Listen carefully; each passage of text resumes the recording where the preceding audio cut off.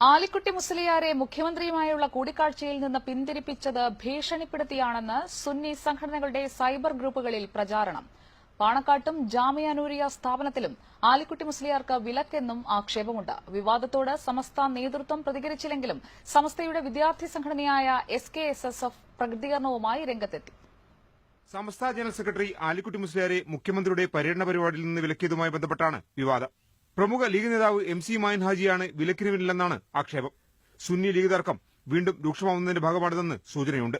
Sunni cyber ഗ്രൂപ്പുകളിലും WhatsApp ഗ്രൂപ്പുകളിലും ചേരിതിരിഞ്ഞാണ് ആരോപണങ്ങൾ.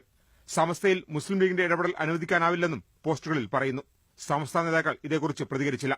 എന്നാൽ SKSSFന്റെ പ്രതികരണം ഇങ്ങനെ: ഒരു വിലക്ക് ഇവരുടെ അങ്ങനെ ഏതെങ്കിലും ഈ പറയപ്പെട്ട കേന്ദ്രങ്ങളിൽ നിന്നുണ്ടെങ്കിൽ സമസ്തയെ സംബന്ധിച്ചിടത്തോളം സമസ്തയുടെ അണികൾ എന്നത് സമസ്ത നിയന്ത്രിക്കുന്ന ഒരു വിഭാഗമാണ്.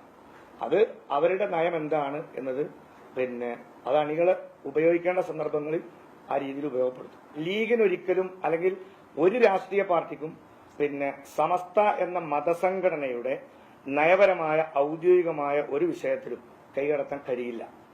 കേരളത്തിന്റെ മുഖ്യമന്ത്രി ഒരു പരിപാടിക്ക് ക്ഷണിച്ചാൽ അതിന് പോകേണ്ടത് ഇവിടുത്തെ ഈ രാജ്യത്തെ നിയമം അനുസരിച്ച് പ്രവർത്തിക്കുന്ന ഒരു സംഘടന എന്നുള്ള നിലക്ക് സംഘടനാ പ്രതിനിധിയെ വിളിച്ചാൽ സംഘടനയുടെ പ്രതിനിധി പോകണം.